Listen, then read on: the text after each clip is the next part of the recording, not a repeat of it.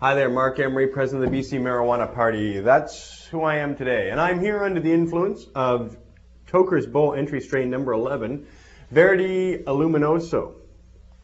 So, you're forewarned. Well, listen, I'd like to be able to talk about the exciting, thrilling subjects of last week, the secret origins of marijuana prohibition, and previous to that, I had a bust to show you. This week is sort of a consequence of the first episode. I want you to run for local government. If you're in the United States, I want you to run for sheriff, I want you to run for DA, I want you to run for whatever office is available where you can take the opportunity to promote the legalization of marijuana cause.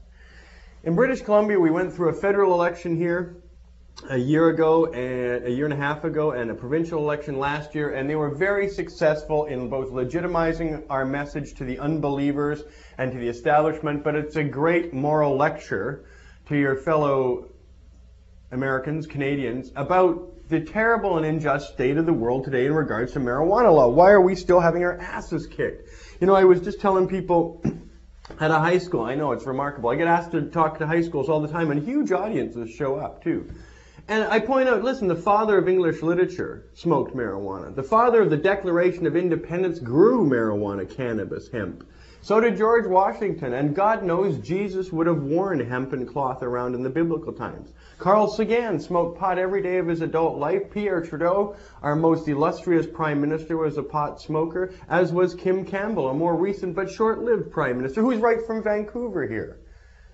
So, and Ross Rebliati won our last gold medal in the Winter Olympics before this most recent spate. So clearly, marijuana can produce brilliant statesmen, brilliant inventors, brilliant philosophers, brilliant writers, etc. Every major musician I've ever seen has smoked pot.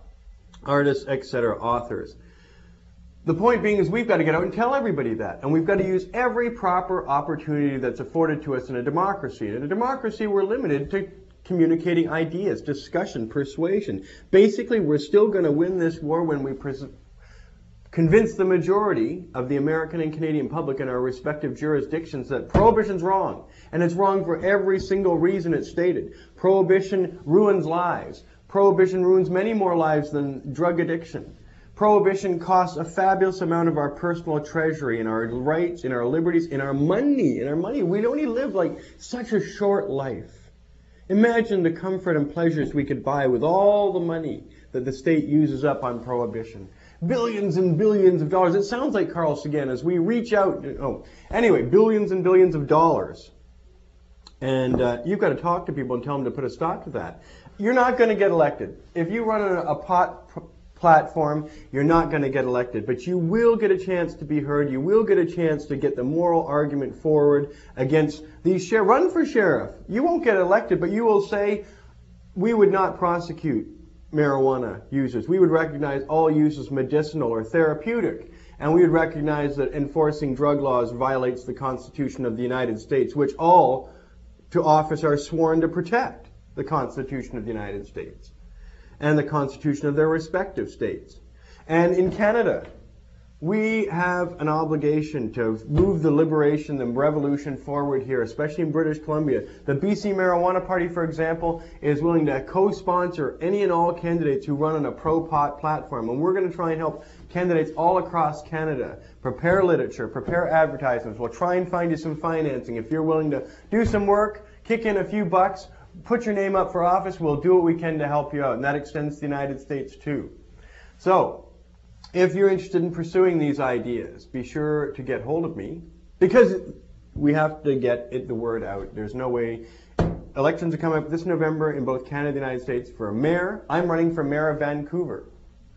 And I'll be spending about $50,000, and we'll buy a few full-page ads. We'll outline all the police corruption that's going on in Vancouver, a fantastic amount.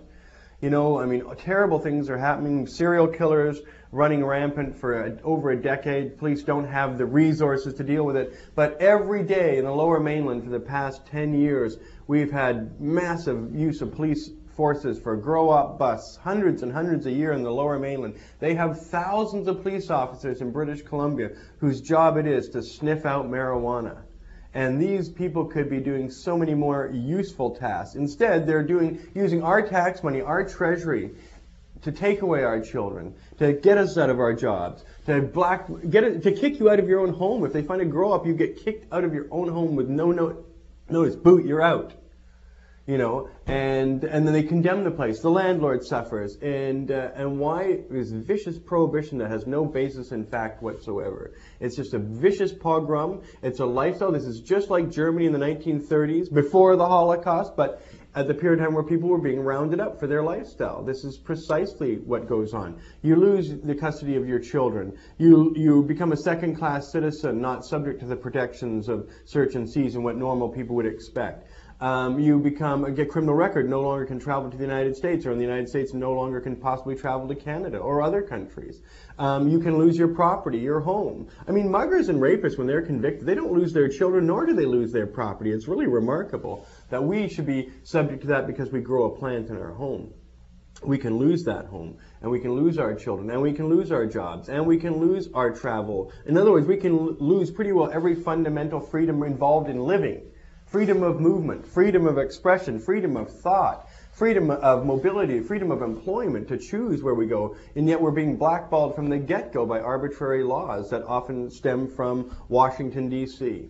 So, my name is Marc Emery. I'm president of the BC Marijuana Party, and I urge you to run for office this fall. And now's the time to think about it. You can start planning, getting ready, making your moves, picking your jurisdiction. It's not at all beyond the pale. When running for sheriff, county, whatever, administrator, whatever those offices are in the United States. In Canada, we're limited to mayor, parks board, councillors, and what have you. But it's all a good opportunity to get out and criticize police corruption, police domination, the prison system, all sorts of stuff that is still relevant to the fields of municipal office. DARE programs, criticize those, especially those who run for Board of Education.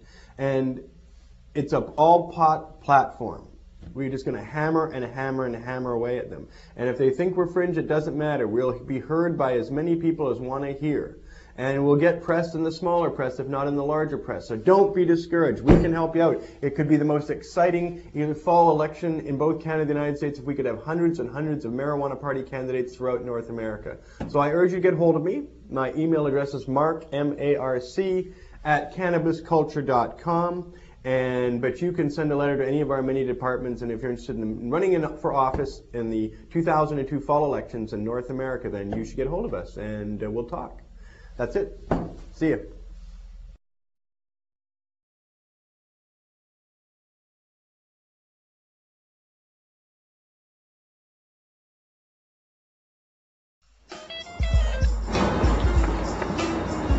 Toker's Bowl? Toker's Bowl, Vancouver, BC. Be there. That's right, folks. You can be a lucky cannabis judge. To be a guest at the first annual Toker's Bowl, grab a copy of Cannabis Culture now. Get your Cannabis Culture magazine now.